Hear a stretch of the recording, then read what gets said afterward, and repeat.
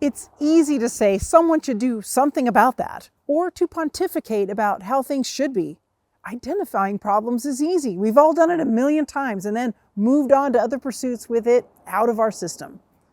The good news is that in this community, we are blessed with a lot of people who don't just stop there. Instead, they focus on the do something part. Let's meet a few today on Hometown.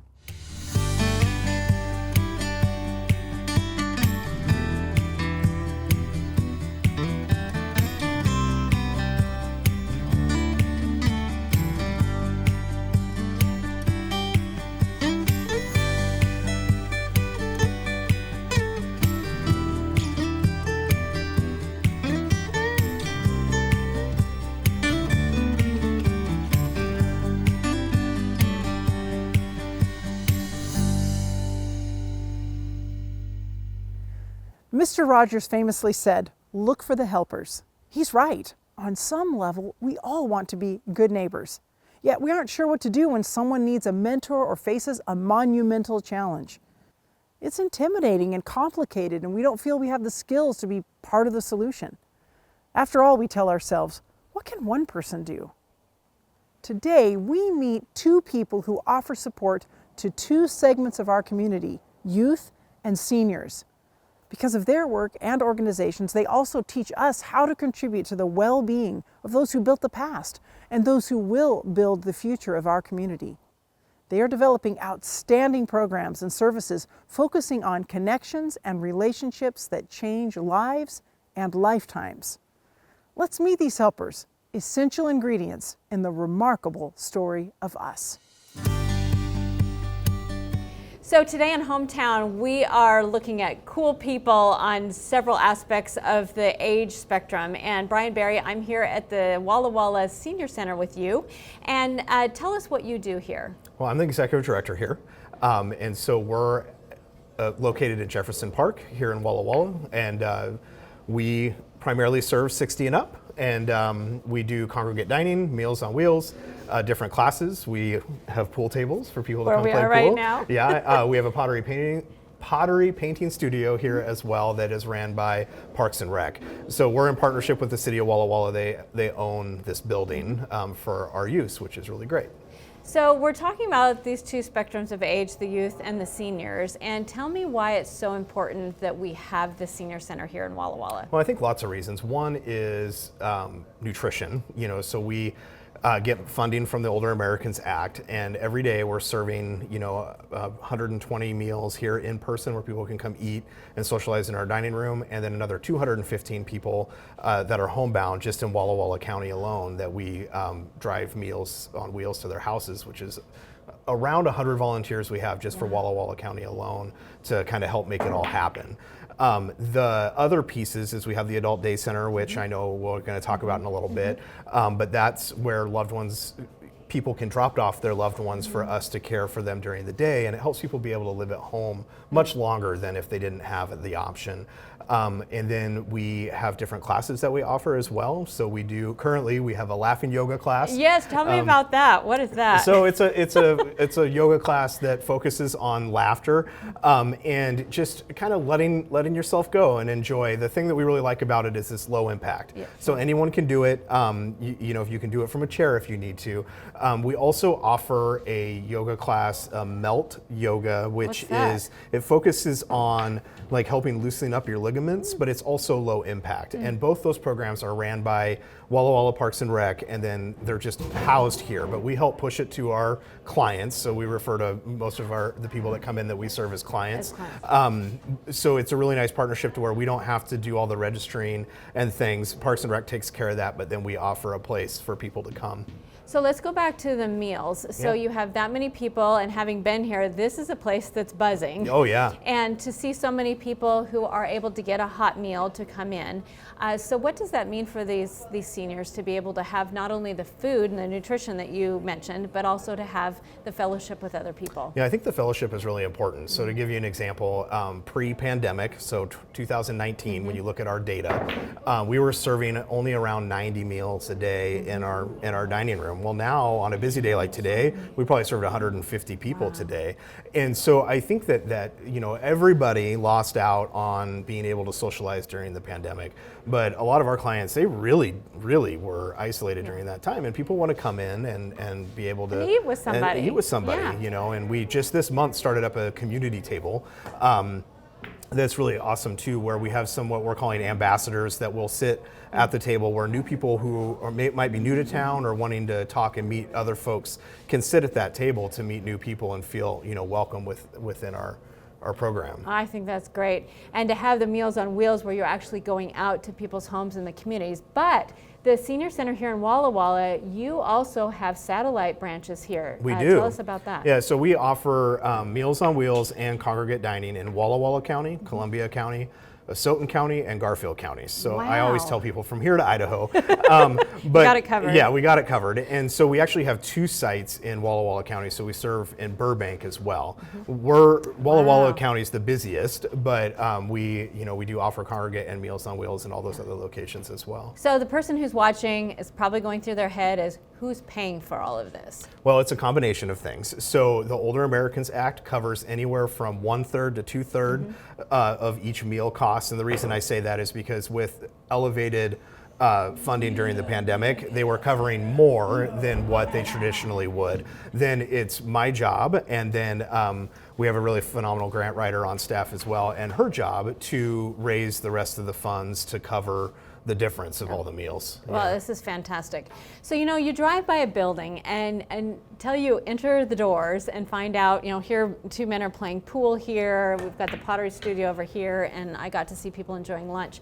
You don't know what all is going on until you actually walk through. So what about the person who they've retired, they want to get involved, they're not sure about walking through the door? What would you say to them? I would say just come in and check it out. Almost everybody that we walk through this new to the building or new to Walla Walla, as soon as they walk through the building, then they're like, oh, this is great. I never knew that you all did this. Yes. Like, I just see the building in Jefferson Park. The other thing I would say is some people have a negative connection with the word senior, and just ignore that. Like, anyone is welcome, and the Older Americans Act defines senior as 60 and up, but we'll serve anyone. And so even if you come in and you're younger, Here he goes. All right, we don't want to miss the shot. we only charge $7 for the meal. So like, you can still bring in somebody else to come in and eat with you Okay. and pay a very reasonable price for a meal to enjoy one with your loved one. So what do you like best about your job?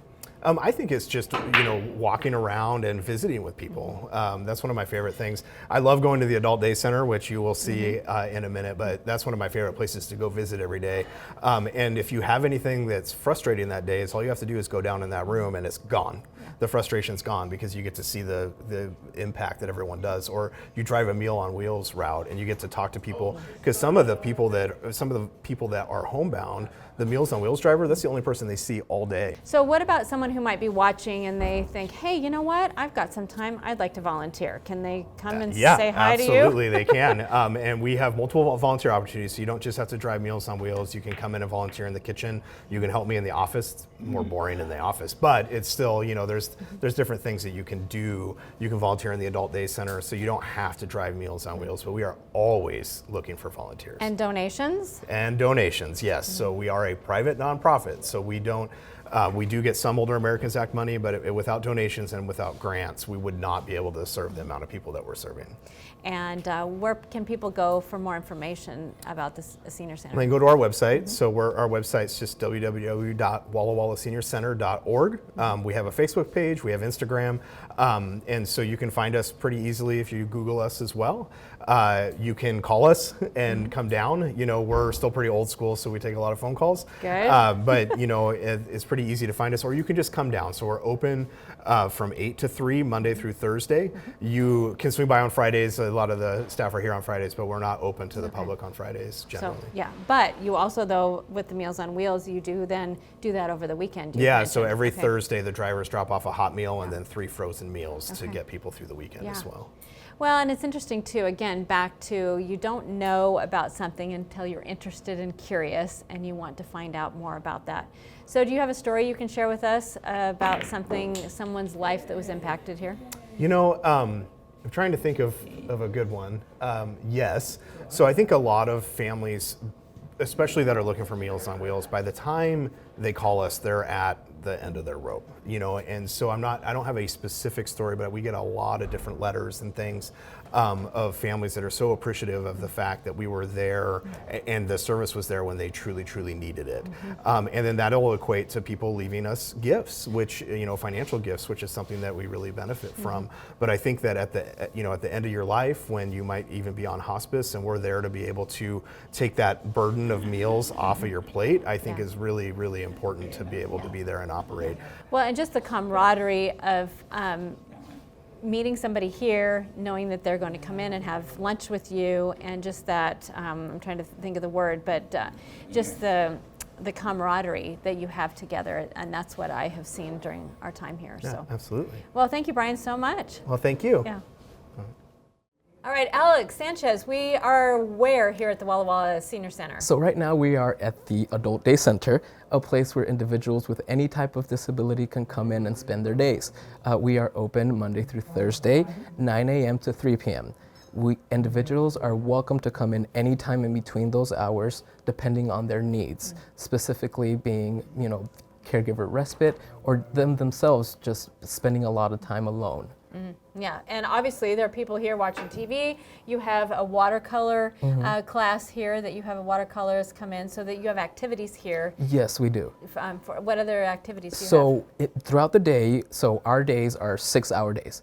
Every hour we like to switch what we do. So in the mornings we start off with our coffee hour. Allows people to get settled in, get acquainted to their surroundings where they are now. And then also allows them to visit, catch up with each other. Not everybody comes daily. Some individuals come twice a week, once a week, so it gives them time to catch up. After that, we like to break into a cognitive activity, which can be anywhere from trivia to music trivia to things like what's today in history, things that had happened in this day in history, to kind of reminisce about the past. We find that goes a long way for our memories here. Oh, absolutely. Yeah. So funding, how does that work for someone who's interested and knows a family member? How does what do people do? So historically, being housed at the Senior Center, we have always have funding available for those over 60. The state of Washington, ALTC, is our big support there on that regard. And also the VA, Veterans Administration here in town, they will refer individuals to us and cover their stay here, their cost. Now for those under 60, together with the help of our community and Wild Horse that gave us a $30,000 grant, we are able to put together a pot of money set aside for those under 60. We're calling it our Championship Scholarship Fund. Our Championship Scholarship Fund for those under 60 that historically funding was never available for them. That's fantastic to get the community support like that. Definitely, yes. Yeah, yes. that makes a difference. So tell us about you. What's your background? So I am a social worker. So this is my second go around here in Walla Walla. My family and I moved here in 2009. It was our first move here. Finished off high school at WAVA here in town. Walla Walla Valley Academy. I finished off there my last 2 years of high school. And then I went over to the community college, of course, to do my AA. Then I headed over to Eastern Washington University to do my social work degree. Okay. Finished there about 2016, was deciding what to do, took some jobs over there. I was in Alderwood Manor, a skilled nursing facility out there, and social services, of course.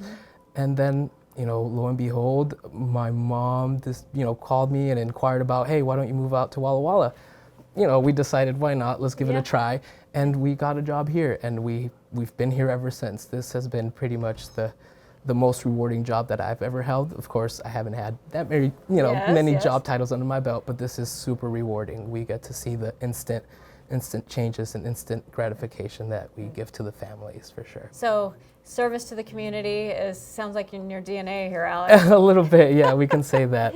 Yeah, no, I grew up in and out of nursing homes. My mom was a CNA, and I grew up in Southern California. There's tons of nursing homes out there that I got acquainted with, and the elderly people really, I believe, played a key role in my life to get to where I'm at now. And we're just here making a difference for for them as well. Well, fantastic, fantastic. And you're bilingual. Yes. And there are other people here on the staff at the Senior Center who Yes, also they are. Yes, Okay. they are.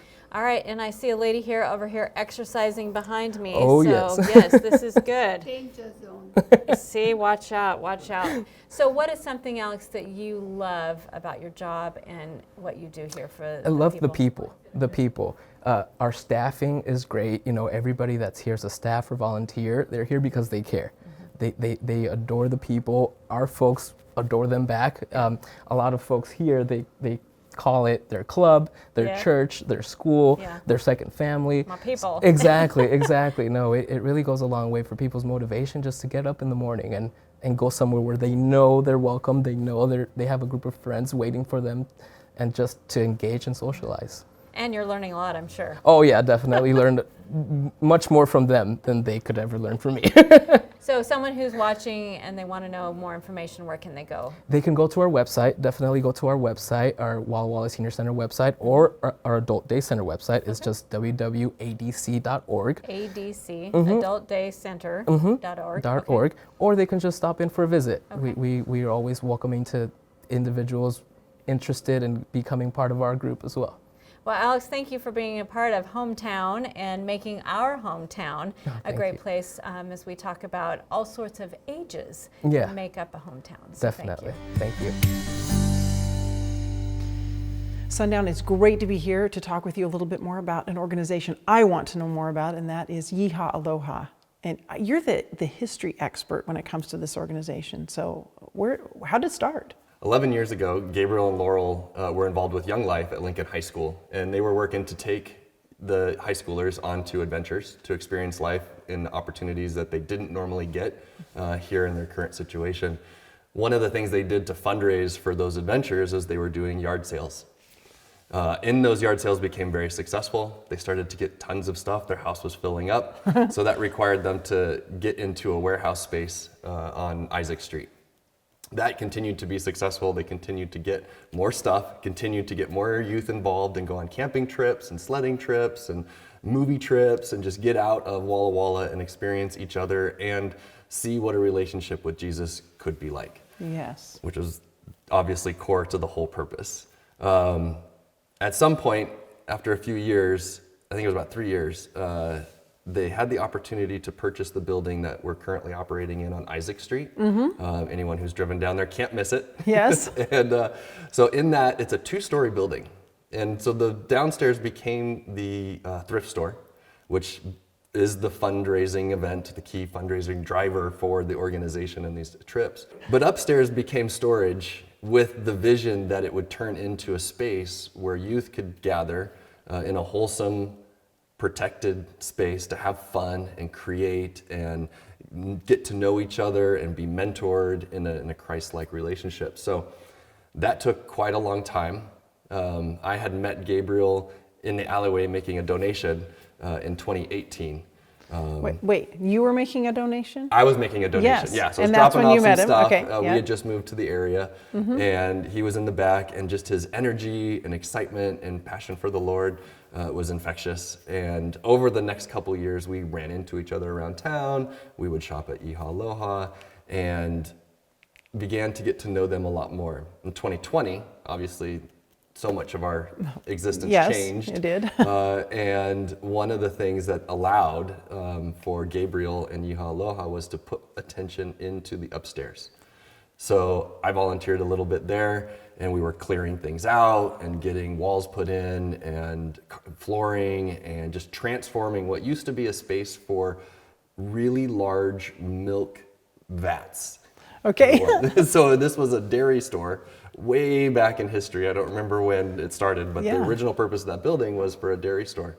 So the local ranchers would bring their milk. The huge hundreds of gallons would be upstairs, and you'd fill up your bottle downstairs. So we cleaned that out, and throughout 2020, we continued to transform this space with the help of a ton of community support, local stores donating things, experts and specialists providing labor and services for the organization.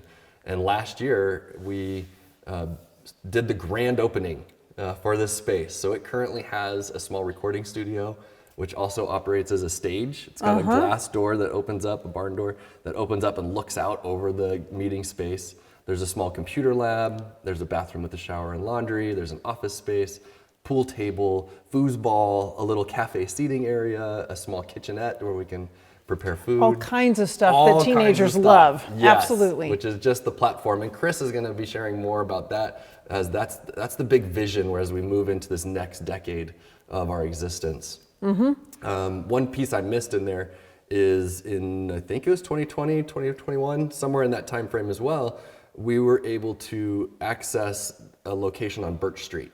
Okay. Between 2nd and 3rd downtown. Yeah. And So you have a second location. yeah, so the second location that's all thrift store for the moment. Yeah.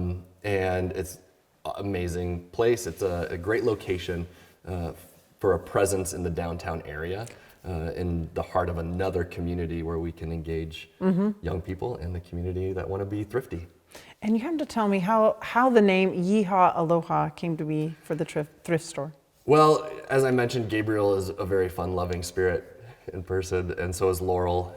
They love Hawaii, they love adventure, they wanted something that was fun to say. I don't know the exact steps that they ended up choosing it, but I believe they were in Hawaii when they were discussing like what it would be like and on the beach. And Aloha, encompasses so both much, hello yeah. and goodbye and just the relationship and Yes. it's fun to say.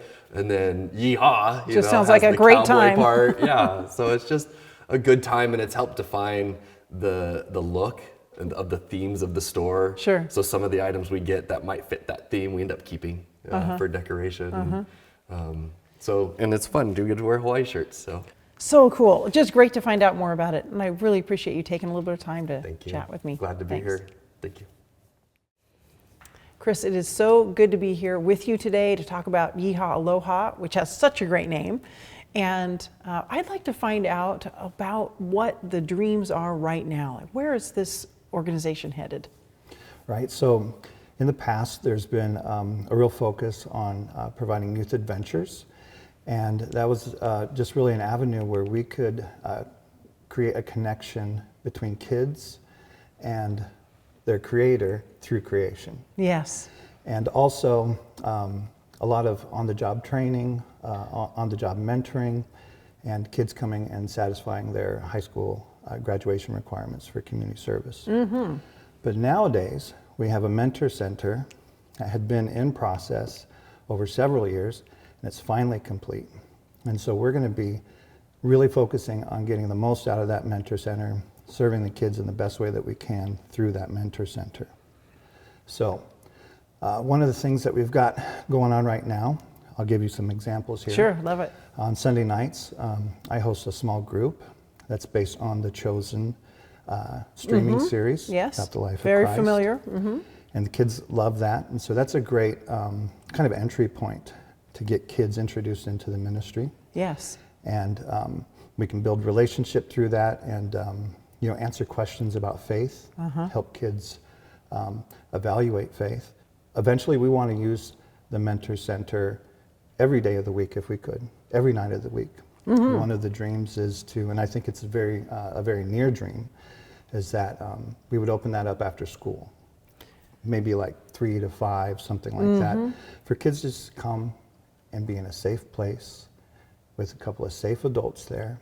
We've got so That's many so things good. for them to do. Kids need places to go after school. They really do. They do. Yeah. And parents need help. It really does take a village. So parents need help from other people and other places to pour in to the young people, to help them make good decisions, because mom and dad can't be there all the time. Right. So that's a function that we can provide through this mentor center, hoping that they could come by, they could do homework in the computer lab, they could play some video games, they could shoot some pool, watch something on the big screen, or just have a couple of healthy, safe adults to bounce some questions off. Right. You were mentioning jobs for kids and volunteer places to fulfill their volunteer requirements for high school, et cetera. I can imagine that there's a pretty big need if you're having all of this stuff donated to actually process it and get it turned around to sell. That's pretty big.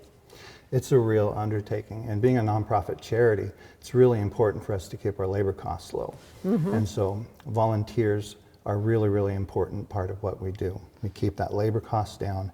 That allows us to put more of our money towards the mission, towards the ministry, and not towards overhead. And there's some other opportunities out there that we can draw from.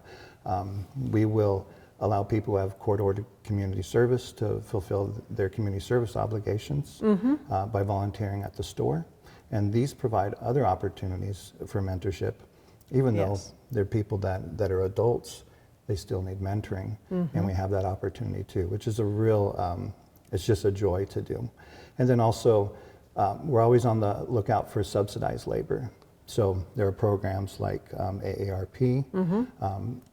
They use government funding to place these job seekers into a position. They pay the wages, and it's a great benefit because we provide the placement for their employment and give them a healthy place to come to work and grow and meet them where they're at, and we get that labor advantage. And so we're looking for every opportunity we can to keep our costs low.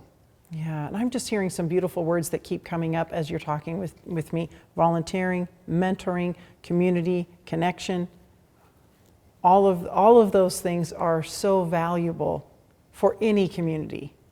They are. They really, really are. I love the idea of providing a place where we can just pour into people. Yes. You know, really of all ages. We have a special heart for high schoolers 14 to 19 years old, but we have a heart for all people, and that's the Father heart of God. Amen. He doesn't have just a favorite age group, although that is what's at the core of our mission. We love everybody right where they're at, and we find ways to pour into them and to set them up for success. And that's what a good dad does. He sets his kids up for success. And so we just demonstrate the Father's heart in that way to everybody that we come into contact with. That is really beautiful. Thank you so much, Chris. Appreciate this time. Thank you for having me. Appreciate it. Brian, Alex, Chris, and Sundown also remind me to seek help where I need it. I know I too often think that I can tough it out and don't want to complain about what I need. But helping goes both ways. We give help where we can, and we also must ask for help when needed. Galatians 6:2 says, "Carry each other's burdens, and in this way you will fulfill the law of Christ." We really are in this all together. Each of us can find our niche and discover ways to work together. That's the spirit that creates a rich and heart-filling community. Each of you has a purpose and a gift to share. I am so grateful for you. With that in mind, today is a good day for us to start being the someone who should do something. I've been thinking about it for a bit now. I think I better get started. So see you next week on another episode of Hometown.